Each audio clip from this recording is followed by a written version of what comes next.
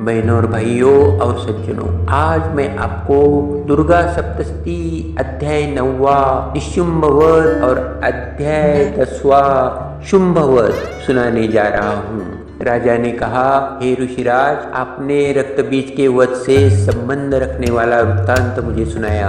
अब मैं रक्तबीज के मरने के पश्चात क्रोध में भरे हुए शुंभ व निशुंभ ने जो कर्म किया वह सुनना चाहता हूँ। महर्षि मेधा ने कहा, रक्तबीज के मारे जाने पर शुंभ और निशुंभ को बड़ा क्रोध आया और अपनी बहुत बड़ी सेना का इस प्रकार सर्वनाश होते देखकर निशुंभ देवी पर आक्रमण करने के लिए दौड़ा। उसके साथ बहुत से बड़े बड़े असुर देवी को मारने के वास्ते दौड़े और महापराक्रमी शुंभ अपनी सेना सहित चंडिका को मारने के लिए बढ़ा। फिर शुंभ और निशुंभ का देवी से घोर युद्ध होने लगा और वह दोनों असुर इस प्रकार देवी पर बाण फेंकने लगे जैसे मेघों से वर्षा हो रही हो।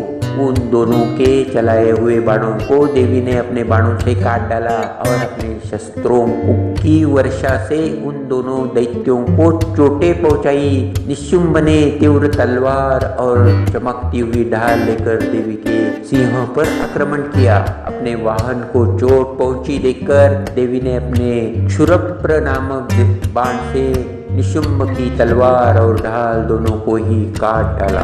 तलवार और ढाल कट जाने पर निशुंभ ने देवी पर शक्ति से प्रहार किया। देवी ने अपने चक्र से उसके 2 टुकड़े कर दिए। फिर क्या था, दैत्य मारे क्रोध के जल भून गया और उसने देवी को मारने के लिए उसकी ओर शूल फेंका, किंतु देवी ने अपने मुक्के से उसको चूर चूर कर डाला। फिर उसने देवी पर गदा से प्रहार किया। देवी ने त्रिशूल से गदा को भस्म कर डाला। इसके पश्चात वह फरसा हाथ में लेकर देवी की ओर लपका। देवी ने अपने तीखे बाणों से उसे धरती पर सुला दिया। अपने पराक्रमी भाई निशुंभ के इस प्रकार से मरने पर शुंभ क्रोध में भरकर देवी को मारने के लिए दौड़ा। वह रथ में बैठा हुआ उत्तम आयुधों से सुशोभित अपनी 8 बड़ी बड़ी भुजाओं से सारे आकाश को ढके हुए था। शुंभ को आते देखकर देवी ने अपना शंख बजाया और धनुष्य की टंकोर का भी अत्यंत दुस्सह शब्द किया।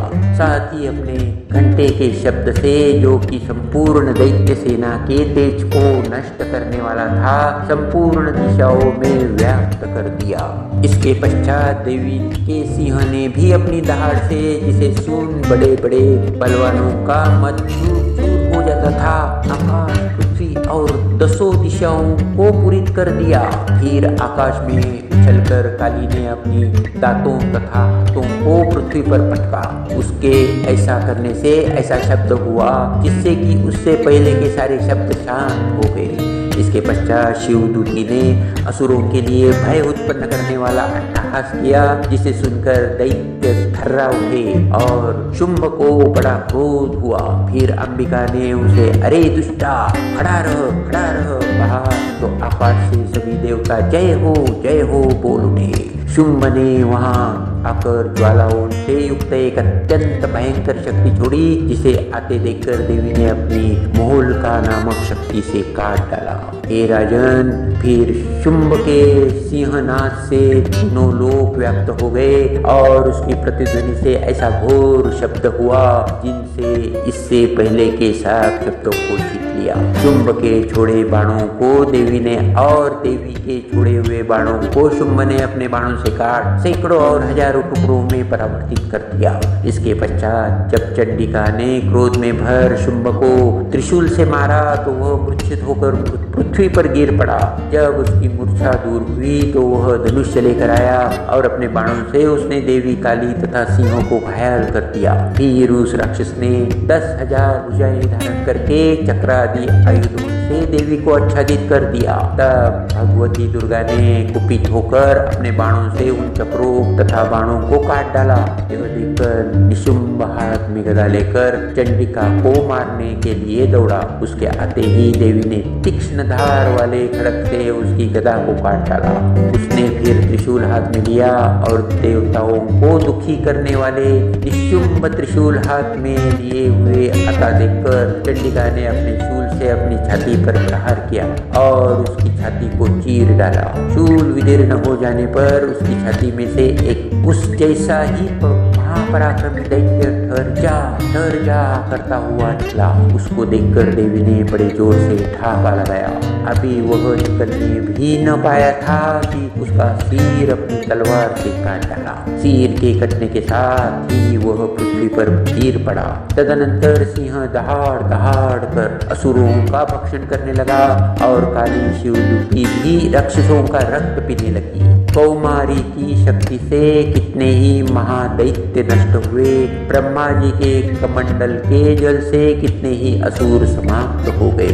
कई दैत्य माहेश्वरी के त्रिशूल से विदीर्ण होकर पृथ्वी पर गिर पड़े और बाराही के प्रहारों से छिन्न छिन्न होकर धराशायी हो गए। वैष्णवी ने भी अपने चक्र से बड़े बड़े महापराक्रमियों का कचूमर निकालकर उन्हें यमलोक भेज दिया और इंद्री से कितने ही महाबली राक्षस टुकड़े टुकड़े हो गए। कई दैत्य मारे गए, कई भाग गए। कितने ही काली शिवदूती और सिंह ने भक्षण कर लिए। अध्याय 10वां शुंभवध। महर्षि मेधा ने कहा, हे राजन, अपने प्यारे भाई को मरा हुआ तथा सेनों को नष्ट हुई देखकर क्रोध में भरकर दैत्यराज शुंभ कहने लगा, दुष्ट दुर्गे, तू अहंकार से गर्व मत कर, क्योंकि तू दूसरों के बल पर लड़ रही है। देवी ने कहा, हे दुष्ट, देख मैं तो अकेली ही हूँ। इस संसार में मेरे सिवा दूसरा कौन है? यह सब मेरी शक्तियाँ हैं। देख, यह सब की सब मुझ में प्रविष्ट हो रही है। इसके पश्चात ब्राह्मणी आदि सब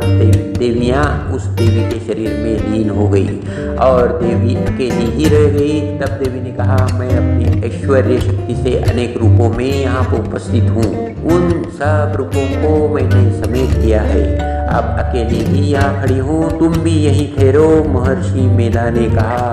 तब देवताओं तथा राक्षसों के देखते देखते देवी तथा शुंभर में भयंकर युद्ध होने लगा। अंबिका देवी ने सैकड़ों अस्त्र शस्त्र छोड़े। उधर दैत्यराज ने भी भयंकर अस्त्रों का प्रहार आरंभ कर दिया। देवी के छोड़े हुए सैकड़ों अस्त्रों को दैत्य ने अपने अस्त्रों द्वारा काट डाला। इसी प्रकार शुंभ ने जो अस्त्र छोड़े उनको देवी ने अपनी भयंकर हुंकार के द्वारा ही काट डाला। दैत्य ने जब सैकड़ों बाण छोड़कर देवी को ढक दिया तो क्रोध में भरकर देवी ने अपने बाणों से उसका धनुष्य नष्ट कर डाला। धनुष्य कट जाने पर दैत्येंद्र ने शक्ति चलाई, लेकिन देवी ने उसे काट कर फेंक दिया।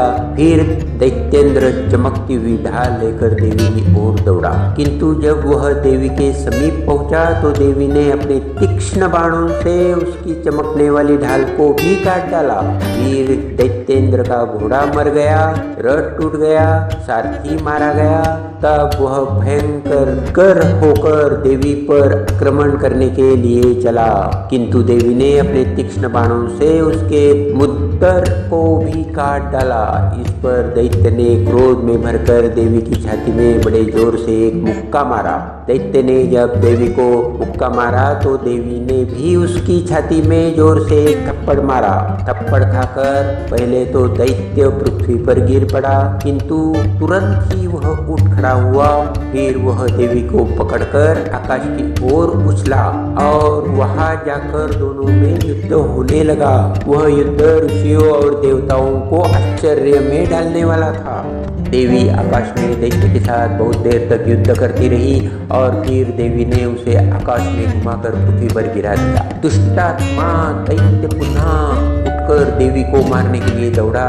तब उसको अपनी ओर आता हुआ देखकर देवी ने उसकी छाती विदीर्ण करके उसको पृथ्वी पर पटक दिया। देवी के त्रिशूल के घायल होने पर उस दैत्य के प्राण पखेरु उड़ गए और उसके मरने पर समुद्र, द्वीप, पर्वत और पृथ्वी सब कांपने लग गए। तदनंतर उस दुष्टात्मा के मरने से संपूर्ण जगत प्रसन्न हुआ और स्वस्थ हो गया तथा आकाश निर्मल हो गया। पहले तो उत्पात सूचक मेघ और उल्कापात होते थे, वह सब शांत हो गए। उसके मारे जाने पर नदियाँ अपने ठीक मार्ग से बहने लगी। संपूर्ण देवताओं का हृदय हर्ष से भर गया और गंधर्वियाँ सुंदर गान गाने लगी। गंधर्व बाजे बजाने लगे और अप्सराएं नाचने लगी। पर्वत पवित्र वायु बहने लगी। सूर्य की कांति स्वच्छ हो गई।